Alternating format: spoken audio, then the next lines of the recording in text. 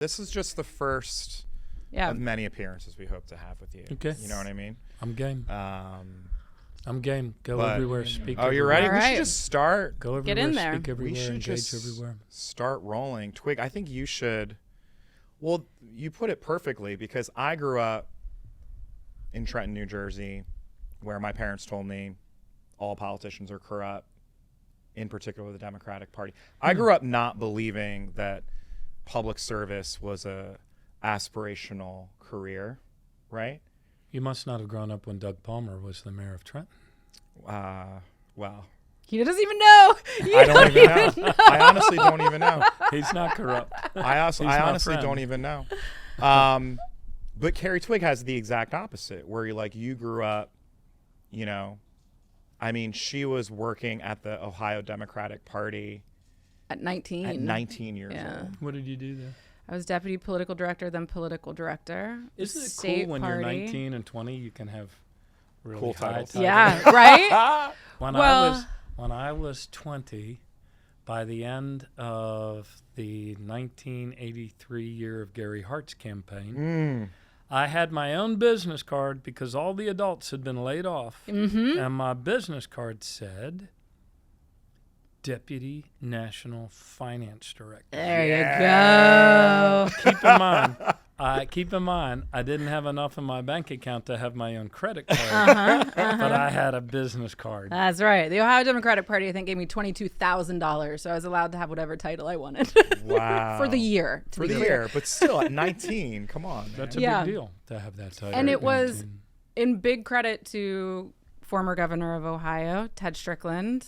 Love Ted Strickland. Who, when I was in college, I made a deal with my parents that I would not take summer school, but would volunteer for Ted full time all summer, and therefore wouldn't have to get a job waiting tables or something, and they would pay my rent. What year was that? This would have been 2003, 2004, something like that. And that's how I got to know the...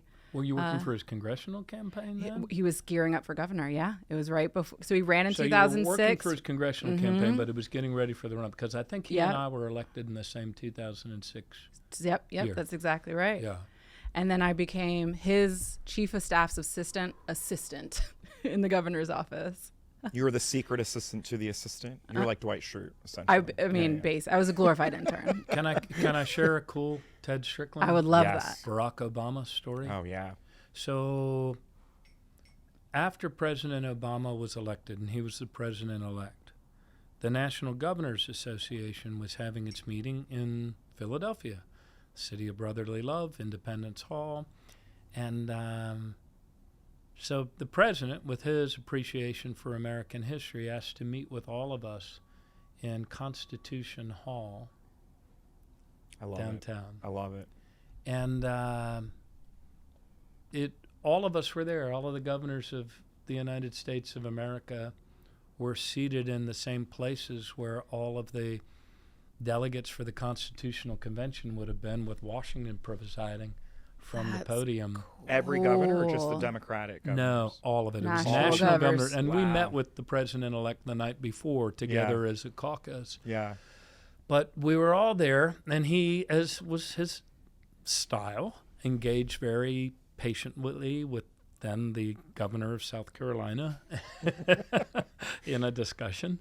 But anyway, after we broke, Ted and I were both like just hanging over the banister there. And I said, Ted, wow. Yeah. We were here when this happened. Yeah. It was so cool. That is so And Ted said cool. back, yeah. Wow. Sounds about right. That is amazing. Well, Governor, thank you so much for being here. My honor. We are so excited to talk to you about your campaign for DNC Chair. Thank you. You got a couple weeks left, basically, 1st of February. When I started, there were as many days in the DNC Chair's race as there were when I announced for mayor in 1999. And then I was at 7% in the polls. All There we right. go. And that's when I knew I had him.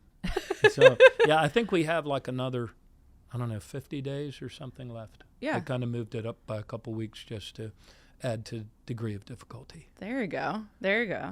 Well, let's start with the most obvious question, which is, why do you want to be chair of the DNC? Yeah, I'm running for chair of the DNC because I love my country.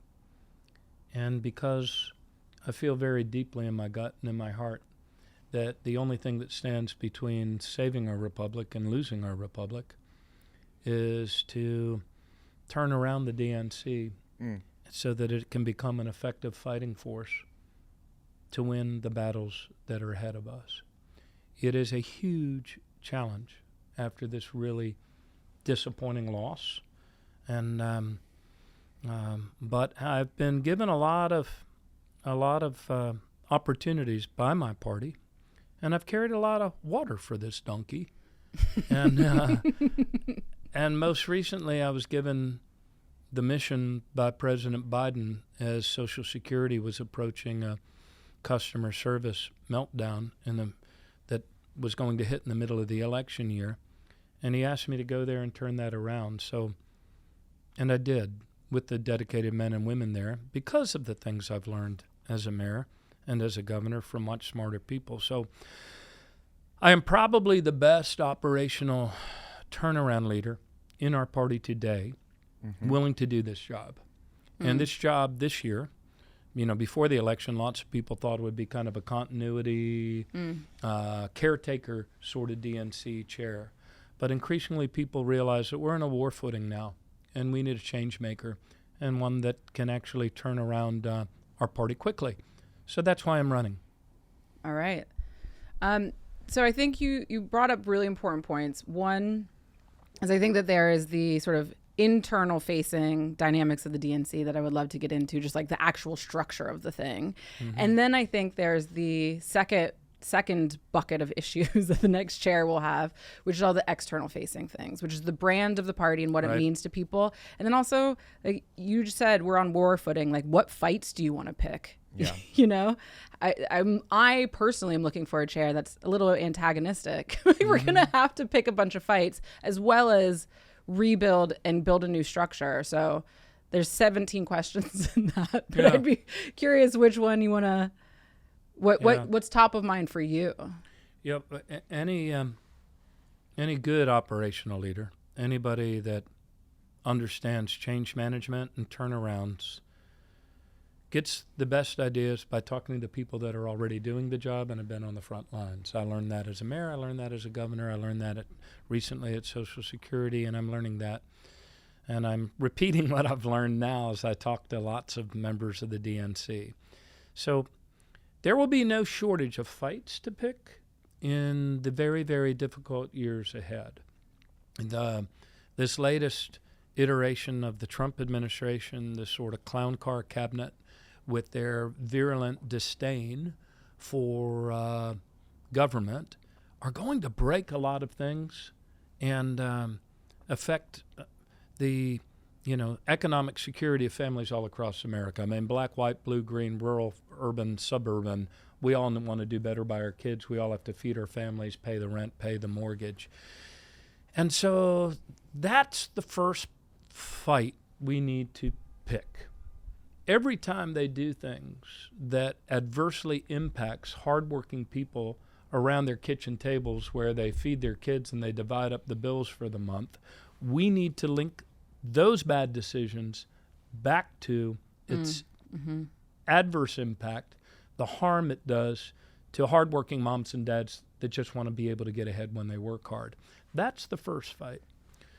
The second fight that we need to start picking, I believe, is on defending voting rights, not just in swing states, not just in Midwestern states, but in every state in the United States. And that's something we've gotten out of as a party, while meanwhile the Republican apparatus has put up all sorts of barriers in the way of people who are poor, people who are disabled being able to vote.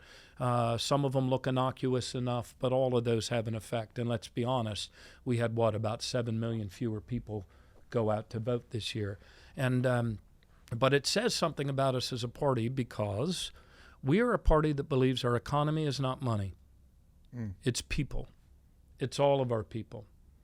And if that's what we believe, we need to defend and fight to defend the right of all of our people also to vote in this thing that we call a republic, where every voice should matter and every person matters. So those are those are a couple of the fights I want to pick. But look, the measure of our success at reconnecting, re-engaging, and rebuilding this party will be the daily, the weekly strides we make in directly registering new voters to register as Democrats. That's I love that you said that out loud, because we had our guy Tom Bonnier. I'm not sure if you know Tom. Twigg and I go back with Tom many years, and we kept calling on Tom to go through the data with us. And the data point that he kept bringing up were this past cycle. Is he a pollster, or is he a... He ran Target Smart, which is like the premier data analytics company here in DC. But he brought up the alarming number of people, particularly young people, registering not as Democrats. Right. And I want to kind of go back in the Wayback Machine, because I think that we keep talking about rebuilding the Democratic Party. But for a lot of people, the Democratic Party as a brand has been shit since they've been alive, since they've been adults, right. Younger people. For younger people, but also for people, millennials, maybe younger millennials. Obama obviously was a moment, but I think the interesting thing about Obama. The Obama that wasn't years, Democrats, that was the thing. right? That's what I was just going to say. The Obama years is quite unique because of Obama for America, and we can all go through the decisions that led to Obama for America and Organizing for America. But the Obama generation and that enthusiasm did not find its way into the Democratic Party and into the state Democratic Party, some would argue. But I want to go back to Martin O'Malley as a youth, because you just mentioned... As a youth? Yeah. You mentioned you worked on the Heart campaign. Right. You then... You got the bug, right? I walked in there at the age of 19. Yeah. Because I and my high school friend, Michael Drain, were totally convinced that Ronald Reagan and his assertion that government was the enemy, that government was the problem, was taking us on a very bad detour. And the only way to beat him would be with a new generation of leadership. So, it was pretty easy in that group of candidates to see who the only candidate was that was of a new generation of leadership. He was under 50, and he had written a lot of things about where our country's headed, the changing nature of work, arms control, military reform, a new economy. So, it was a wild ride. I started stuffing envelopes there Christmas break 1982, and then I worked there all through that next summer. I was going to school at Catholic University, which conveniently was on the subway line that allowed me to go down to Heart headquarters. And my kids go to school right across the street from Catholic, right on Michigan Ave. So I know very well. Yeah, it's hard to recognize that neighborhood now. Yeah, it's beautiful. It's been so built up. Yeah. So anyway, and then I did 5 states across the nation. When it was time to pack up, I went out and coordinated Southeast Iowa. Then we came in, our whopping second place finish, heard around the world, was a whopping 16%. We barely made threshold. But then 10 days later, with Jean Shaheen, who I met back in those days. Get out of here. Who was our state coordinator. She had it all buttoned down. She and Sue Casey had it. We all knew that if we could spring out of Iowa, we could well win New Hampshire. And in fact, Jeannie and Sue and the other team up there were able to parlay, springboard off of the Iowa second place finish and win New Hampshire. And then I was deputy campaign manager in Oklahoma, deputy campaign manager in Pennsylvania, deputy campaign manager in Texas, coordinated 5 congressional districts around Sacramento for the California primary. And then I was floor leader in Moscone Center for Rhode Island, South Carolina, and Florida. And then I came back out of the Lion, the Witch, and the Wardrobe, and I was still just 21. 21 years old. Isn't that amazing? It's a great industry for young people if they can find themselves in it. Yeah. So much responsibility. Yeah. And with people that were all older than me and wanted to tell me how I didn't know anything because I wasn't there in 1968 when they were running the Bobby Kennedy campaign. Yeah. But one of the things I did every time I landed someplace was I'd go to the local board of elections, I'd go to the Rite Aid and buy my colored markers, and I'd look at where the votes actually were and what the data said about where people were voting today, and it was a great experience. How was the Democratic Party that inspired you to serve? How would you grade it then, and how would you grade it now? Like you've seen the evolution of the party, because that brand, like what it meant to be a Democrat, has gone through some changes. Do we think that people still wake up every morning, particularly young people, and understand what the Democratic Party stands for? No, I don't think so. In fact, I was talking to somebody. He teaches, and he asked his class. He put the two words Democrat and Republican up on the blackboard, and he asked the students in the college course to draw a picture of what first comes to mind when you look at these. And everybody had some picture that they could immediately do of Republicans. Was it a dollar sign? Frequently it was a dollar sign. Yeah. Sometimes it was a briefcase. Sometimes it was like smokestacks or industry. And the kids were stumped as to what to draw. For a Democrat. Yeah, Interesting. on the Democratic side. Now, I was, I'm in a bit of a hinge generation. And I was like the last official year, I think, of the baby boomers. And so I'm kind of between those two worlds. My parents were World War II people. My grandfather was chair of the Democratic Party, my paternal grandfather was chair of the Democratic Party in north side of Pittsburgh. Had the first Democratic club that welcomed black membership. Back then, Irish people and black people were mostly Republicans, but because of economic reasons, let's return to that theme. Because of unions. And unions, Cumberland, and my other grandfather, my maternal grandfather, was the chair of the Democratic Party out in Fort Wayne, Indiana. So I was raised in a household where all of us were taught and told at the dinner table every night that you have to be engaged in politics. There are two rules in our family. You got to go to church on Sunday and you got to vote. And I was raised to understand by my parents that this man in a wheelchair gave my grandfather in Pittsburgh a job digging ditches in the parks in Pittsburgh so that he could feed his family. So the party was something, and the country was something. On the pictures of our walls, we had campaign buttons and pictures of King and Kennedy and Roosevelt from past conventions. So that's how I was raised. But my children are raised in a different time. But it was also not so long ago that they saw Barack Obama be elected the first black president of the United States. My daughter taught for Teach for America in classrooms in Baltimore City in really humble neighborhoods. And when I visited there was a picture of Barack Obama on the wall, and all of her students were black. And so it was hard for you have to be numb not to appreciate the impact of that and the Affordable Care Act. Again, democratic value, the dignity of every person, their health, their well-being, their economic security. FDR said when he founded Social Security, our first principle is the security of the men, women, and children of the nation. So I don't think it was in the so distant past that this current generation of people coming up recall that Barack Obama did the Affordable Care Act because every person in our country matters and counts.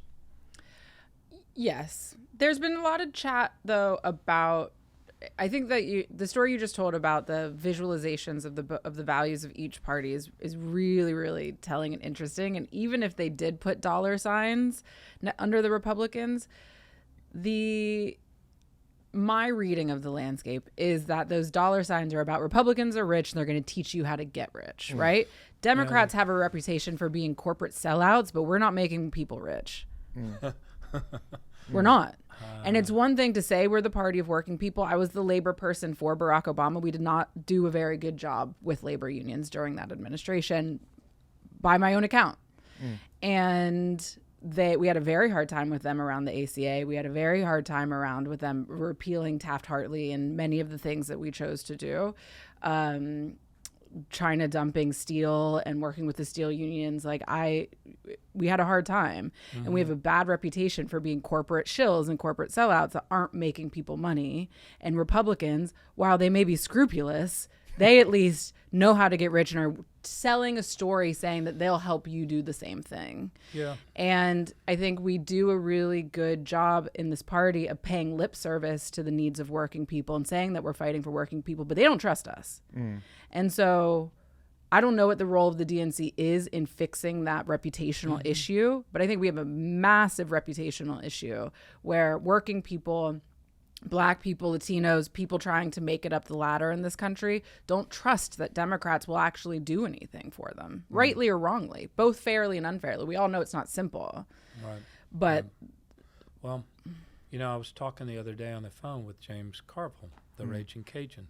With him, I shared a desk at Gary Hart's headquarters. Did you really? God bless. Yeah, he coordinated Southeast legend. states. And when James would blow through town, I'd have to put all my stuff and my school books in the bottom drawer. But James said, we need to create, we need to, if I were running for DNC chair, I would be all about creating a brand that people want to run on. Yeah. Exactly. And not a brand that people want to run from. There's always been an aspect of our country's mythology of the self-made person, the person that goes from rag to riches. I mean, or from splitting rails to the presidency. I mean, that's always been a part of our rugged individualism. But there is also a flip side of that says that we're all in this together, that we share a common good. And actually, I would slightly push back on what you just said about us not fighting for working people. I think we actually do a good job of fighting for working people. I think we do a poor job of communicating what we're doing back to people who work hard. And let's be honest, they have more pressing, urgent needs in East and West Baltimore than getting the latest copy of the Baltimore Sun, assuming they still cover state government, and figuring and connecting the dots. Here's what I learned. I was mayor, and I thought I was a good communicator. Actually, I think I wasn't so good at communicating, but I was really good at getting shit done. And when you get shit done and you do it every day, the alley's either cleaner or it's dirtier. Yeah. Yeah. There's either two guys on my grandmother's corner where there used to be 20, or there's 20 where there used to be 2. When you're governor and you're serving the entire state, from Cumberland to the Eastern Shore. I'm going to throw in every Cumberland reference I can. I love it. Twigg Town. When you're governor, everything becomes a carom shot and constantly communicating. I remember my pollster at the time, Fred Yang, said, it's amazing that we had one special session in Maryland to address the fiscal challenges and to create a more progressive income tax. And he said, and yet it was heard 5 different ways, depending on what region you were listening from. So I'll give you one example of what I'm talking about at the carom shot, and then we'll come back to how we can improve communication as a party. We raised the sales tax in Maryland by 1 penny, and that moved us from being the 43rd lowest sales tax in America to being like the 34th lowest sales tax in America. That entire $800 million went to public education. And for the first time ever, and for 5 years in a row, we made our public schools the #1 public school system in America, according to Education Week magazine, 5 years in a row. But when running for re-election after the recession, I frequently ran into moms and dads, Howard County, Montgomery County, Prince George's County, who said, why did you raise my sales tax by 1 penny? Well, because we wanted to give our kids the best education we can, because the more they learn, the more they'll earn. Yeah, but I send my kid to a county school. Yes, I know that. But that county school is 50% of its budget. In Baltimore City, 65, 70% of its budget is paid for from your state taxes. Right. And the sales tax was the lowest, one of the lowest in the country. And so that's why we did that. Well, I moved to Howard County because I wanted to have my kids to go to the best school. I go to a county school. I said, yes. I understand that. But the penny, so you understand what Yeah. I'm saying. Yep. Everything's like a four-corner bank shot on a billiard table, pool table. So I think what we did not do very well these last 4 years, for all of the accomplishments of the Biden-Harris administration, and I was honored to be a part of that administration and asked to go, turn around the biggest domestic program, the biggest anti-poverty program in America, we did not do a very good job. Those of us, to connect the dots back to the kitchen table. And one of the things I noticed in my own experience running for governor after a recession was my own consultant said, ain't nobody feeling it. Don't try to tell people that we're doing better. Nobody's doing better than they were 4 years ago. So how about instead you try to juke them by doing a double track of negative ads to scare them more about the other guy. And I said, no, not doing it. Well, how about we do an ad saying, you'll never raise taxes again. They actually put that in the can, called me with it when I was going over the mountains into Cumberland, third reference to Cumberland. And I said, David, if you run that ad, I will come back, pull the videotape, and feed it to you in a very uncomfortable way. Do not do that. I'd rather lose. So we insisted on making the economic argument. And I think we sell the American people short in what they're able to absorb if we engage in the discussion. But while the vice president this year, our nominee, started off talking about that, we kind of got away from it.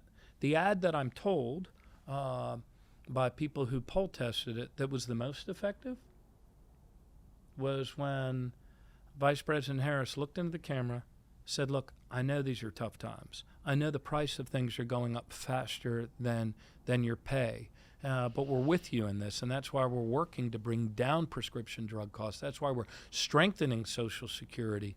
That was the ad that moved people the most, and yet that was the ad we ran the least. Yeah. And I'm sure the pollsters and the consultants, just like they were in my race when we were tied 30 days out and were freaking out, and I had to run it 2 times against an incumbent Republican governor that was more popular than me, both times when I beat him. They were probably impatient. They didn't see the movement, but by the end, we won by 2 touchdowns. And I think that's because we continued to make the argument, and we had a story about how we were fighting for you, and the other guys weren't. Did they ever believe that Republicans, or rather Democrats, managed the economy, that amorphous thing, better than we did? No. But they did come to believe that we were actually holding down the price of college tuition. We were on their side. We were passing living wage. We were raising the minimum wage. We were doing things to help them get ahead. Could we talk about the ad landscape, though? Because so I left the White House in 2016. I started a film and TV production company. Now I make television shows, and that's why I live in LA, and I'm in this Hollywood thing, and I work with Netflix and Disney Plus and so on and so forth. And one of the things that I think we don't quite, or we have yet to evolve the party towards, is understanding, to your point, not only just what to communicate with people, but how. Yes. Amen, I say to you. So what is your thoughts on the way that we spend money on ads, the percentage of our communication strategy that they occupy, to questionable effect? Like, how would you, as chair, reinvigorate or reorganize the way that we even think about the method of communicating with people, not even just the content? Yeah. Traditionally, in the past, and keep in mind I've been hatched for 2 years, so the media consultants got paid by how many ads they put on TV. And it was very hard, even as this new age of diffuse ways of, getting your news, a jillion, social media channels in different communities online was emerging. It was very hard to get my own consultants to realize there might be a better way to communicate than just putting more points on the 3 or 4 TV stations. I've been talking to a lot of people on the ground and people who were involved 4 years ago in the campaign, and it would seem that in the pandemic, we were finding ways, since we couldn't knock on doors, to actually get inside the doors and social media because of COVID. But once we had vaccines and put that down, it seems we reverted to the old model of putting a lot of ads on TV with the superior fundraising advantage we had on points. Because with media people, it's all points. Are we going to have enough points to match them on points, and enough points, and are we going to double their points, and we're going to, so it's all about saving your money for the points, the points, the points. But as one very senior and experienced Democrat and a woman who can count votes told me, she said, we had a great ground game, if we describe ground game as how many doors you can knock on the last 3 weeks. But we were knocking on doors with stone tablets, and meanwhile the other guys had been inside the doors for 4 months, sometimes for a year or more, constantly communicating through trusted messengers on channels that people use in their busy days to get their information on the phone and those sorts of feeds, or, they call this the podcast election. So we need to up our game. We should create at the DNC, as an enterprise service for all of our candidates, and I think we're going to recruit a lot of candidates from the courthouse to the city councils, county councils, state legislatures, to provide as an enterprise service, if you will, the technology and the techniques we need to communicate effectively and cost effectively online, and to test the messages in ways that the internet now allows us to do in a very, distributed and inexpensive way. The phrases that work in your particular part of Missouri or Montana or Michigan or wherever.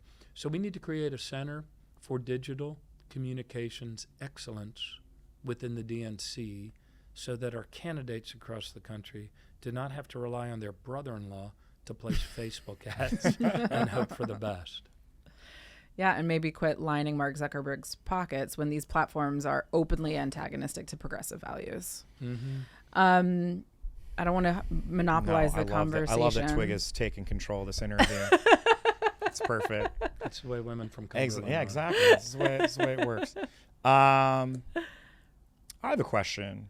I think, I don't want to do, and I appreciate, because I've listened to some interviews you gave too, where everyone wants to do the Monday quarterback of what went wrong and who did what and what ad was right or what was wrong. I am curious what you think you bring to the table in comparison, because, this is a campaign, right? Yeah. So you got your campaign shoes on. One, I'll say this just from an outside perspective, your experience, which is big, because I agree with you. I think when you're in a state of emergency and urgency, as we are as Democrats, we want someone who knows how to turn shit around, right? We don't have time to mess around, and the work that you've done in Baltimore and in Maryland and beyond is huge. With that said, though, what, the other guys running, I think a couple of things, just keeping in mind. I don't really know that. You don't know them. I never really met them until, okay. Well, that's not true. He's like, I don't know these guys. Ken Martin reminded me that we had met when I hosted all of the state Democratic chairs when I was governor in Annapolis. So yep. I have met Ken Martin before, yep. And but it was in passing. So. Yeah. You know of them, perhaps. Yeah, sure. And I know of their reputations, and yeah. they've both been fine state chairs. Yeah. But what do you think that you bring? I know that Ben has someone. He was on the Daily Show last night, which was very cool. But I think he's trying to really make the case that what's been lacking is that grassroots mobilization, right? That DNC has perhaps been too insular, and this is a moment to really create a movement. Is that something that you feel like you can bring as well? Yeah, the here's what I have to offer that none of the other three candidates has to offer. Let me share a brief story as a proof point before I launch into my 1, 2, 3 very quickly. 2 proof points. I've always believed in the party. The strength of the party is what allows us to get really important things done. Not only to make it easier rather than harder for hardworking families to get ahead, but also to accomplish important things that advance and protect the dignity of every individual. So after 2016, after being a surrogate for Hillary Clinton in 30 states, I created a leadership PAC, much to the chagrin of my friends who I kept asking to fund me. And it was called Win Back Your State. And I traveled all over the country helping people running for state legislative offices where we could flip at chambers. And we did that, like 17 of them that year. But as governor, I also understood that I was the head of the party. I was the elected executive, and we made our party stronger. Yvette Lewis was my chair for the longest period of time. And we did call time together. We made the party stronger, and we ran the table in terms of progressive achievements, not just progressive speeches, but Dream Act for new American kids so they could get into the University of Maryland if they could get the grades and get in-state tuition. Marriage equality, defended at the ballot, repealed the death penalty for states south of the Mason-Dixon line. But about 2 years ago, I got a call from the White House, and they said, look, we're very worried that Social Security, having been reduced to a 50-year low in staffing, may well crater in the middle of this upcoming election. And we're keeping people on hold for an hour and a half routinely. 8 million a month. I told the president, I've knocked on a lot of doors. I've alienated a lot of voters, but I've never pissed off 8 million people a month. And we're not going to be doing it anymore by September, to which he said, I know you won't. You've always been the sort of guy that can turn things around, and that's why I've asked you to do it. And we got that speed answer down to 12 and a half minutes by September. So number one, I'm probably the best operational turnaround leader in the party today that is willing to do this job. Secondly, I am the only one of the four candidates that has actually chaired a national committee, Democratic Governor's Committee, 3 years in a row, not just 1 year rotation. And those were 3 years of record fundraising and record gains in red states under the banner of Jobs Opportunity Now, including places like Kentucky, which we still hold. And third, I've actually been a candidate at every level, not just federal, but state, mayor, and most importantly, city council, knocking on 8,900 doors in the heat of the summer. So I've carried a lot of water for this donkey. My success in electoral politics had always been about keeping the connection to the economic reality of every family in my council district, in my city, in our state. And that's what we need to do as a party so that we can do so many good things, but we can't do it unless we're the party that people see and feel and understand is on their side, not the side of the monopolists, the oligarchs, and those that would want to break our government and turn things that people depend on, like Social Security, into a Bitcoin bank. You ran Baltimore and Maryland, very data-driven. And I know that you haven't kicked the tires yet. You haven't gotten in there to figure. You'd mentioned you're already talking to some folks within the DNC to figure out, I know enough. What does need to change? Just from your conversations, what do you think is fundamentally wrong here with the DNC and with the Democratic Party? Yeah, I mentioned a couple of them up front.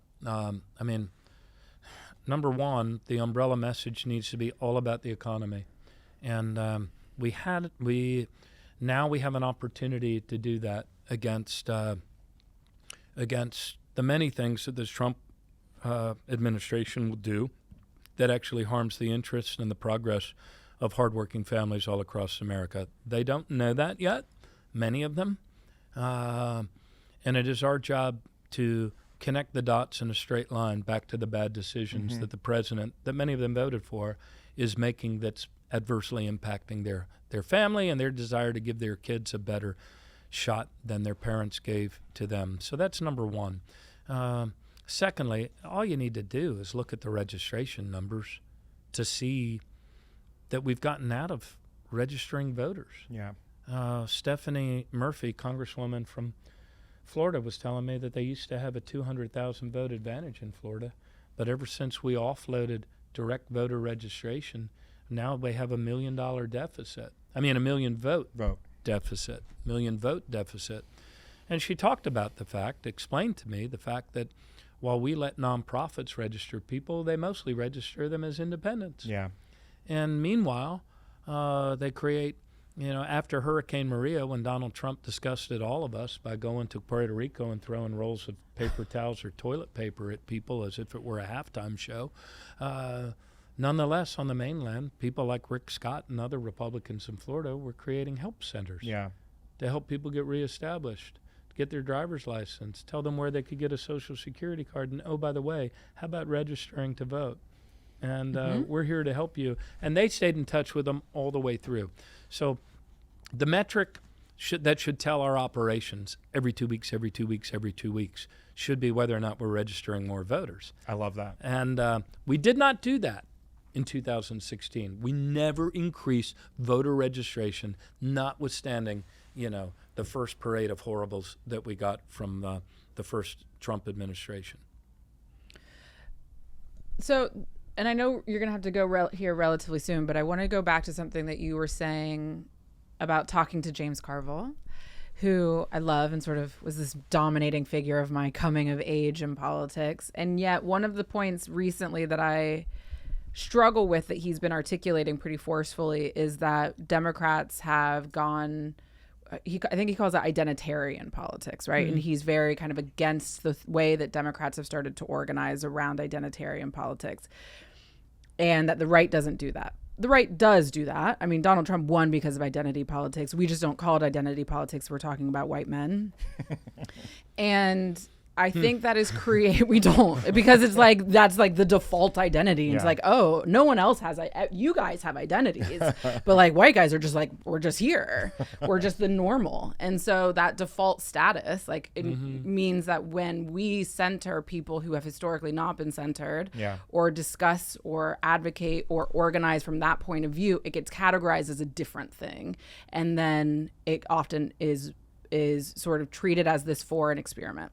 So I think there are ways that Democrats do not do identity politics well. I think there's a difference between doing identity politics and doing it well. But I think one of the tensions that we're hearing a lot about is in the wake of this year, oh my God, we have to get back to kind of white working class voters. We have to get back to white working class voters. I agree with that. And if we there's a lot of fear and tension around if we abandon the comfortability that was hard earned by organizations, by organizers who have been trying to get Black people to feel appreciated by Democrats, trying to get Latinas to feel appreciated by Democrats, these solidly reliable voters that often don't get spoken to until September, October, that are not well resourced by these massive PACs and are getting $5 million versus hundreds of millions into billions of dollars for white-led, majority white-run organizations to then go and organize in our own community. Like, how are you as chair going to think about the fact that we have to do a lot of different work as a big party in different ways and styles that require us to sort of engage in almost two types of organizing, right? Like we have the traditional organizing, we have to talk about economics, we have to talk about all that, but we also have to be really kind of pointed towards voters of color, Black men, Latinos, women, people who don't have a high degree of trust, who we're seeing leave the party and have to like do things specifically for them. And that seems to create a tension. Is that a clear question? Did I ramble that? No, sorry. It's very clear. Whether I can give you as clear an answer as you teed up the question here. Let me give it a try. I was thinking a lot about this on the way down on the train from Baltimore this evening, and about that observation about identity politics. Because let me say something for folks that don't know your history. You ran in Baltimore against three Black candidates. Two Black candidates. Three of us got 99% of the vote. What was it? 80% Black population. Not quite that. Probably more like 65, 70. 65, 70. 70 but you won, right? You won a majority Black city. And the Washington Post, and I defeated both of my opponents in their own 100% African-American districts and won all 6. And the Washington Post greeted my come-from-behind victory with the headline, white man wins. Mayor of Baltimore. That's saying true. we call that saying the quiet part out loud. And then they issued an apology and a retraction the next day. And ironically, it was 100% true. Right, yeah. Yeah. Thank you for remembering that. Yeah. Yeah, I've been lucky. I have been brought up and in politics, schooled up with a lot of really patient neighbors. And some of them older African-American women that kept neighborhoods shorn up and hopeful, even while lots of people abandoned them. So I acknowledge that I've been very, very lucky in that, and lucky to be raised by good parents. I truly believe that our diversity is our strength as a country. And for people who doubt it and use money, I mean, you just look at the Latin on the back. E pluribus unum means that from many becomes one. It was hard for us as a party that has a long history of standing up for the underdog to see someone like the Trump presidency, Ken Cuccinelli, delighting in caging, brown-skinned, frightened children on the border as refugees in internment camps, and not want to immediately run to the defense. Yeah. One of the classic tactics of authoritarians and fascists is to create others that are the enemy. So it's hard for us when the Trump apparatus attacks gay people or transgender people or black people or brown people. It's hard for us not to dial up on our own side the importance of our ethnic caucuses or our, individual, campaigns, missions to bring into fullness in our republic the life of people who have been marginalized and discriminated against. I do think, though, there is some, I do think we need to do a checkup from the neck up, not about our principles. We should always defend the dignity of every person, that our diversity is our strength. But I do think there's some merit to the argument that we have become very, very judgy, that we have come to think less of others with whom we share this table of democracy because they don't live up to what we perceive to be our highest values. But there's only one America, and we all share it. I mean, very, very difficult for me to forgive and to understand how some people, including people that are related to me, could ever vote for somebody like Donald Trump. But if we're going to win the next elections, I think we have to get beyond an orthodox judgmentalism about other people, that they're somehow lesser citizens or that their perspectives aren't worthy. I mean, and this was partly a democracy problem. I mean, that so many people could vote for a person that's a serial groper, adjudged a rapist in a civil court, and has been convicted of 34 counts of felony and fraud and lying, that we could lose to a person like that. Yes, we do have some responsibility as a party because we did not communicate and connect the dots back to the primary concern, which is people's economic struggles. But part of this is a democracy problem too. Yeah. And we need to work through that. So I don't know if any of that makes any sense or if I answered your very well teed up question. I don't think it's so much that we're trapped in identity politics. I mean, I'm played in an Irish band all my life, and I'm very proud of my cultural, I don't look down on people because they may call themselves by a hyphenated whatever, Irish American, German American, Italian American, African American.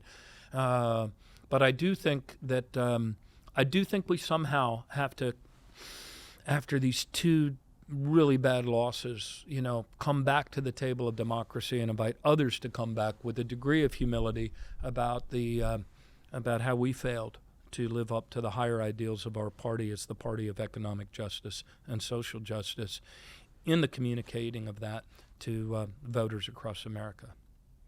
We're running out of time. One of the things Twigg and I have been doing, because I'm a big sports guy, so I just watch a lot of sports. And I feel like we can learn a lot from the way that the way that the sense of community is built in the coverage of sports. Mm-hmm. So, sports podcasts, shows, talk radio, we're thinking Pardon the Interruption, Stephen A. Smith, etc. But we love to, like fantasy football. We love to like figure out like who's the best, who's this position, who's that position. You're chair of the DNC. Who's your team? What team are you assembling? Meaning, because I think that there's two things. Twigg said it right. There's the external. How do we really build this brand? There's obviously the internal. How do we raise a shit ton of money and build out these state Democratic parties, like a new 50-state strategy? But who are the people that you think are doing it right? We have so much talent. We have such a great bench. We have such a great bench. Which is also something that James Carville said. He said never in his lifetime has he seen so many really promising leaders coming up through the party. Yeah, so and if also you're chair, older folks, I think folks like, Elizabeth Warren and Bernie Sanders, I think that there's so much talent, but a lot of it is not channeled towards this DNC Democratic Party effort, Yeah, I mean, in an age of celebrityness and an age of personality politics, we have parties seem to become more irrelevant. I mean, the people that actually divide the time on the primary debate stages are not the two parties. Yeah. It's the media industrial complex. And then we wonder why they lift up somebody like Donald Trump, give him 40% of the time in his first debate. It's unbelievable. Because he sells more soap and he sells more cars and he sells more whatever the shit is that they're selling. So here's my team. Okay. And here's, also. Who's your quarterback? And also, I think there's a lot we can learn from the things we did well. Even, that's the silver lining beyond this dark cloud. You look at the 4 states, Michigan, Wisconsin, Arizona, Nevada, where U.S. Senate candidates won, even though Donald Trump won. There's something to be learned there. There's something to be learned from what Hakeem Jeffries did, winning back, so many congressional seats and coming closer. And I do think they did a better job of using modern technology and modern techniques to get inside the door ahead of the election. And they were also the candidates who won. What was the common thread? They talked about the economic issues, bringing down prescription drug costs, strengthening Social Security. So, and you asked a question that I didn't get to answer about being data-driven. Yeah. I don't care a rat's ass about the data, but I do care about people, and I do care about getting shit done. And the data allows you to see whether you're getting it done or not. Yeah. Back to your sports analogy. On a football field, there are no blindfolds on the players. They can all see which direction they're running. There are clear yard, markers. There is a chain that moves the ball down the field and tells you whether you achieve a first down or not. And there's goals on the end zones. Typically, in human endeavors, until now, we have tended, we have not, well, let me say, how do I say this? It is very easy to fall into the trap of having your particular part of the operation in a siloed aspect. Yeah. What I would hope to do as the chair of the Democratic Party, and what we will do, is to bring together the team on the playing field, call huddles, run plays, gather, see if those plays are working to move the ball down the field. The goal is, of course, to win elections, and the yardage will be measured by the number of Democrats we register. Yes. And the leading actions, the plays, if you will, that gain that yardage will be reconnecting, re-engaging, and rebuilding our party with candidates all across the board, reconnecting with communities of color, reconnecting with all sorts of communities online and, physically in the small places close to home, and also reconnecting around that economic message, especially as Donald Trump kicks the skids out from under a lot of the hard-earned gains of families all across the United States. So those are the players I would look to bring to the field. And we all need to know what each other is doing with a much greater degree of openness and transparency than this party has functioned with ever before in its history. Boom. Let's do it. All right. Mic drop. There you love it, go. Governor. Exactly. Governor, thank you so much Thank for you both. being here. Let us know how things are going. We'd love to have you back too. We're going to talk to all the chair Great. candidates, and yeah, we're excited. We're Good. excited to see how it goes. Yeah, I'm seeing a lot of openness up there. Everybody realizes now that this is not a, after the election loss, this is a different sort of DNC race, different for a different sort of chair than people might have imagined in the 4 years leading up to this race. Do you have a natural constituency within the people who are within the DNC members? I've been trying to figure that out. I've probably made about 150 calls so far, and more than that, John. John's giving me more. John's like more. I mean, a lot of them are like reaching out with text. Hey, I'd like to talk to you before you make any commitment. The support I'm receiving is, from all over. The further we get into the list, the more I find people.